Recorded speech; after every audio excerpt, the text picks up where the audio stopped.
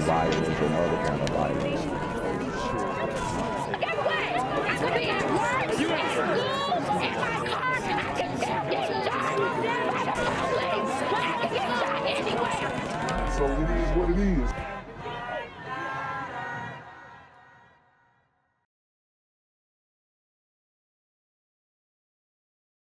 What's good, YouTube? It's the Black Gen Z Mindset. Make sure you go ahead and like, comment, share, subscribe, and let's get into the video. Here's what's new at 6 o'clock. An accidental shooting inside the Effingham County District Attorney's Office injures one official. Now, no charges are expected in this, and it happened earlier this month. Right now, our Marvis Herring is live in the newsroom. He is sharing what we've learned through an open records request, and it's a story that you'll only see on WJCL 22 News. Wow. So we've got a guy who shot himself in in a government building, okay? And he's the acting district attorney of Effingham County. So let's see what's going on over here, man. Marvis, this involves a prosecutor. That's right, Greg. Good evening to you. Effingham County Assistant District Attorney Matt Breeden accidentally shot himself in the leg. It reportedly happened while he was showing his gun to another assistant DA. It happened. Wow. So it looks like the Super Gremlins aren't the only ones who playing with guns like they're toys. Okay, we got this this glider, Matthew Breeden, I believe his name was, who's out here playing with his gun, showing his gun to co-workers, and didn't end well for him. Back on April 4th, we pulled a 4-page incident report by the Effingham County Sheriff's Office that shows that around 4:30 p.m. that day, Assistant District Attorney Matthew Breeden was in ADA Ian Heap's office, which is located inside the old Effingham County Courthouse building. They were talking about guns when Heap mentions planning to purchase a SIG model P320 handgun. Here's a photo now on your screen of what that gun looks like. According to the incident report, Breeden told Heap he was currently carrying this same type of gun. And, you know, it looks like a pretty nice pistol. Not my style, but, you know, it'll get the job done. But when Breeden pulled it out of the holster, that gun reportedly fired, shooting him through his upper right leg. Damn. So he shot himself in the leg, and honestly, he really could have killed himself. Because there are main arteries in your legs. So he's lucky to be alive, honestly. And guys, that just goes to show that you got to be careful when you're handling these firearms. I know people like to move around with one in the chamber, but, you know, from my experience, I think if you're good with your gun, it's easy to load it up, especially when you're in a situation. So, you know, I wouldn't advise rocking out with one in the chamber. And if you're not used to handling guns, you definitely want to have one with the safety. Some dudes rock out with one in the chamber and the safety off. Me personally, I have a Glock 40 and it doesn't have a safety, but I don't keep one in the chamber. Okay. So, you know, that split second of you cocking the gun, I think it's worth not having accidental incidents like this. And thank God that he was not killed in this situation. I know we've seen some situations where these young teens have been playing with guns and maybe killed a family member or a sibling, and it's always tragic. Okay, so it's just wild that he's a assistant district attorney and he's in the courthouse with a gun and it goes off. I bet they were like, oh, we got an active shooter in the courthouse, you know? But no, just idiot glider who's in over his head when it comes to firearms. The report goes on to say another ADA, Brian Deal, ran into the room trying to see what was going on and was told by Breeden at first not to call 911. But Deal did call 911 after Breeden reportedly turned gray and started grunting. Woo! He was about to kill over. Shot him in the upper part of the leg. That's pretty serious. But Marvis, also hopefully his members still work. You know what I mean? He could have shot his own dick off. tell us about the formal request from investigators at the sheriff's office. Yeah, it appears no charges have been filed, but Greg, Sergeant John Bradley, the investigator on this, formally requested that the case be rendered inactive unless there is some sort of new evidence that develops or comes to light. And people going to be like, oh, well, Plaxico Burgess got years. Look, Plaxico was in the club in New York where guns are essentially illegal. This is a whole different situation in Georgia. So I can understand why they didn't pull or file charges on him. I didn't know that you were allowed to carry a gun. I guess in the courthouse. I guess if you are, I don't know, an attorney or assistant DA, you can get it in there without them checking you. But they usually wand you and make you walk through a metal detector. So I don't know how he got the gun in there. So that might, honestly, that might be a charge right there. But who knows? You know, at least he did not lose his life in this situation. I bet he'll be a lot more careful when it comes to firearms. That he says that it'd be rendered inactive right now. And Breeden also got his gun back. Officials with the county tell me it is legal by Georgia state law for ADAs, assistant district attorneys, to carry firearms. But he says, of course, to do that safely. To do that safely. And we'll end with that. Marvis Herring live in the newsroom tonight.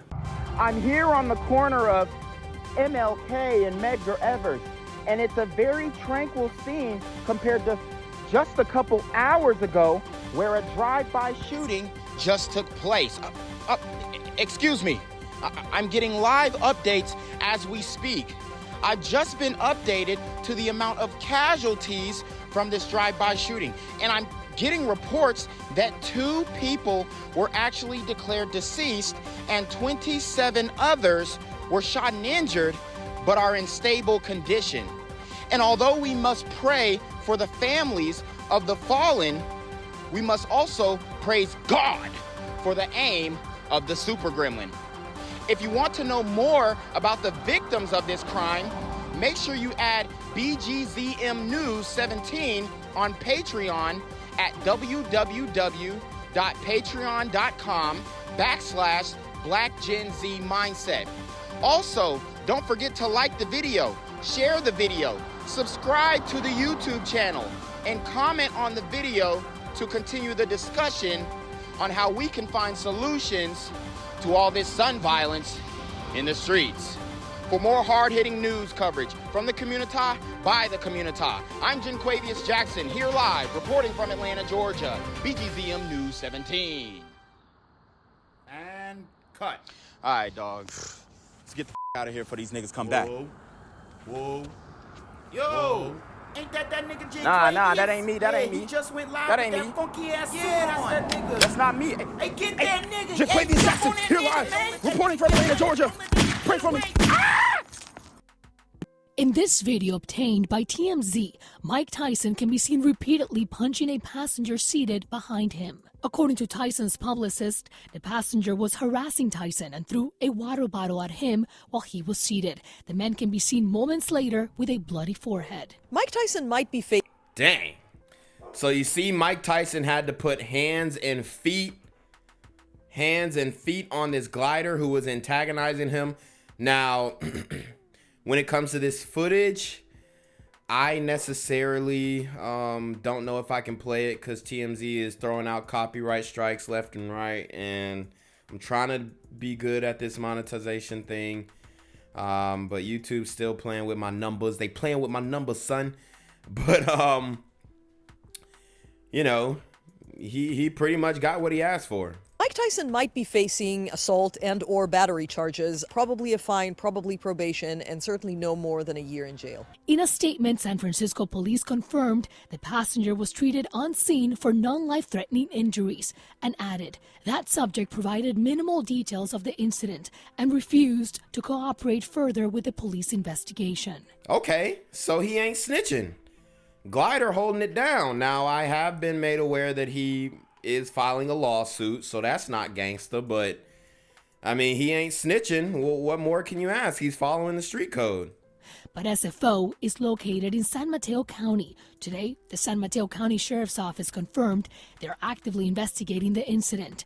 UC Hastings criminal law professor Hadar Aviram explains what this could look like. In an offense like this, when the outcome of the battery is not that serious and when the victim can clearly be seen on the camera continuously annoying him for a prolonged period of time, the judge might be taking this into account. On the other hand, the fact that in the last few years there's been a rise in airplane crimes, that might be an indication for the judge, especially in a high-profile case, that it's time to warn people or deter people about the consequences of. Okay, so they might use Iron Mike as an example, man, and that sucks. This guy was obviously antagonizing him. And I get it. I get Mike Tyson probably he was pushed to that point.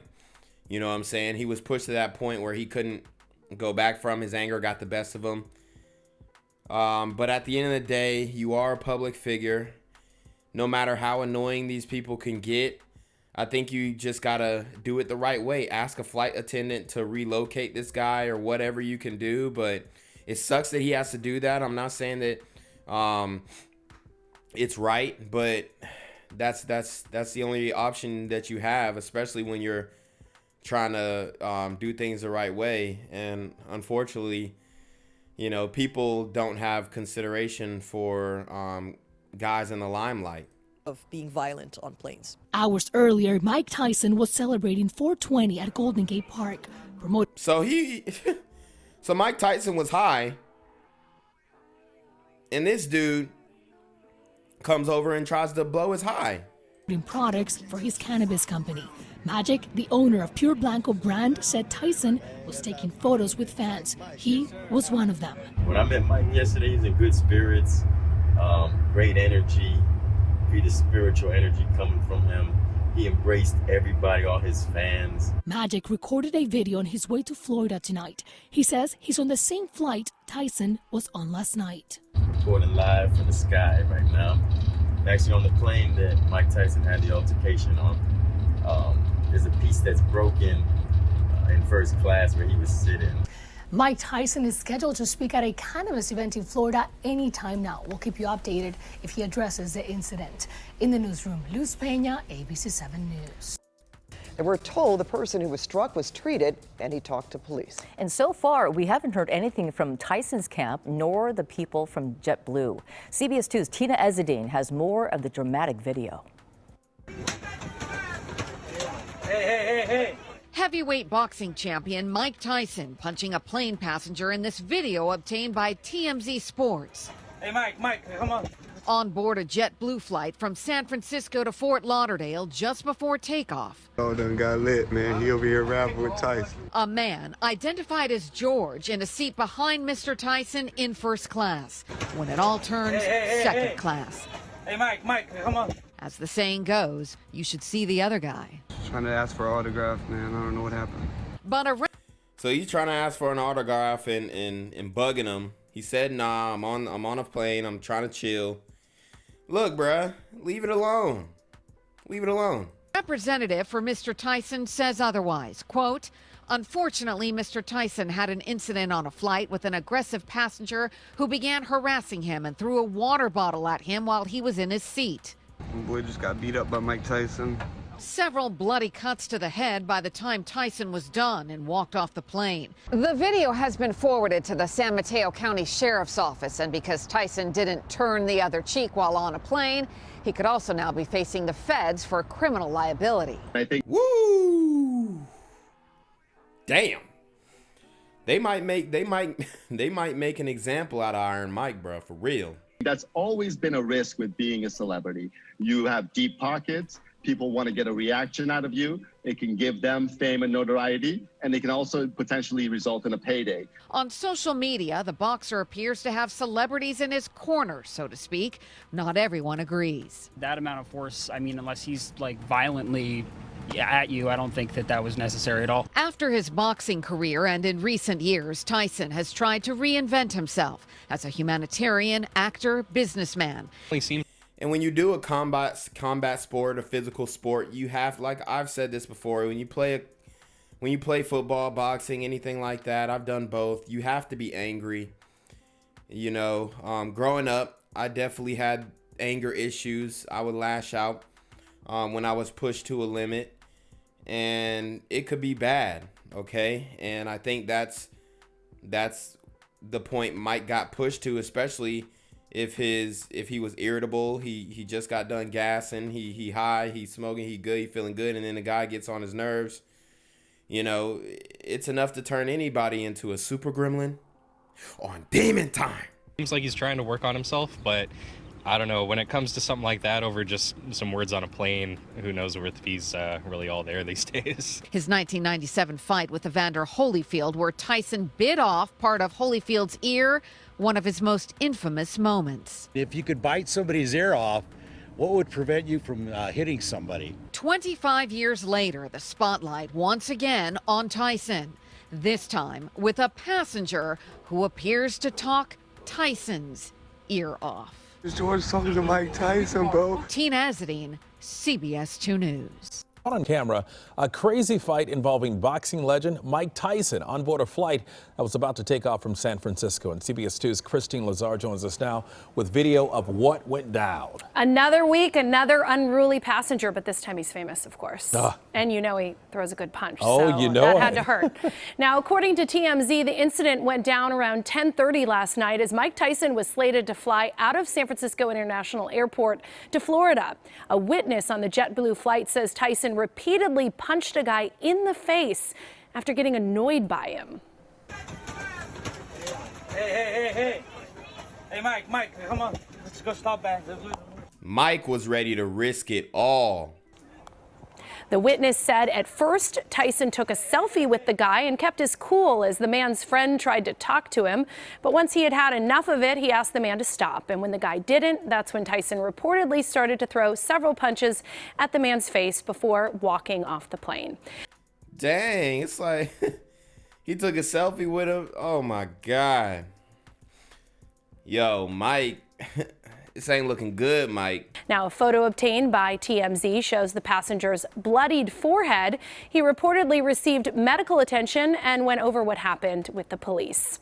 So far, there's been no comment on the incident from Tyson's camp or JetBlue. DeMarco? It's almost like he was asking for it. All right, Christine. Yeah, the earlier video you see, he really doesn't leave him alone. So, not at all. You know, he is a boxer, but still not appropriate behavior. Not at all. All right, Christine, thank you very much. We appreciate it. Is in South Florida right now after a fight on a flight that was all caught on camera. Yeah, the boxing legend was seen punching a man on a JetBlue plane. Local 10 News reporter Parker Branson is live on Miami Beach. And that's exactly where Tyson spoke yesterday at a cannabis conference. Sister to the left is cold. Parker, what did he have to say? Christy, in that conference, the schedule for it had to be shaken up a little bit because Mike Tyson wasn't here because of what happened on that plane. We've all seen that cell phone video where Tyson is throwing punches. His team saying before this, though, he was being harassed and even had a water bottle thrown at him. Mike Tyson seen on video alongside Ric Flair and Rick Ross at the Fontainebleau Thursday night.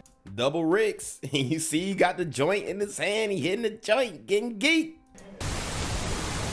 Tyson was at the hotel in Miami Beach for a cannabis conference. Just hours after, he was seen on cell phone video punching a man on his JetBlue flight leaving San Francisco. Mike was like, bitch, don't blow my high.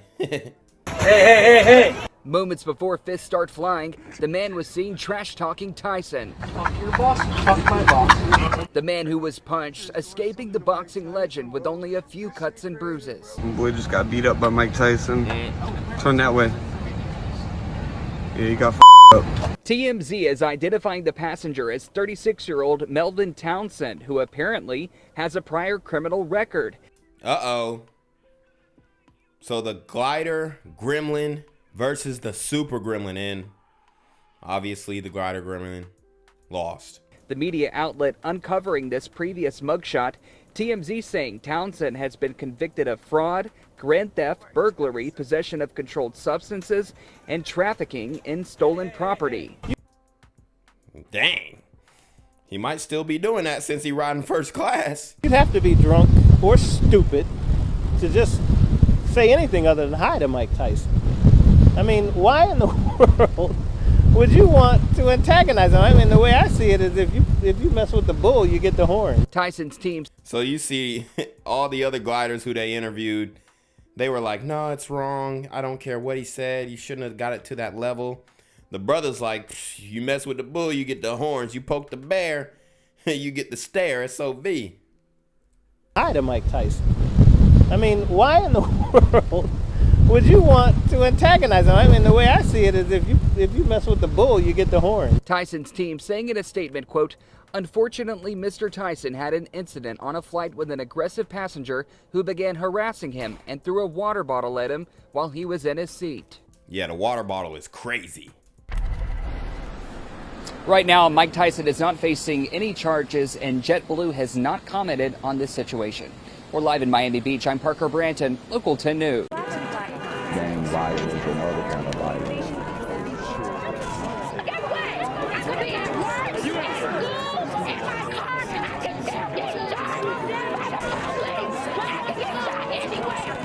So it is what it is.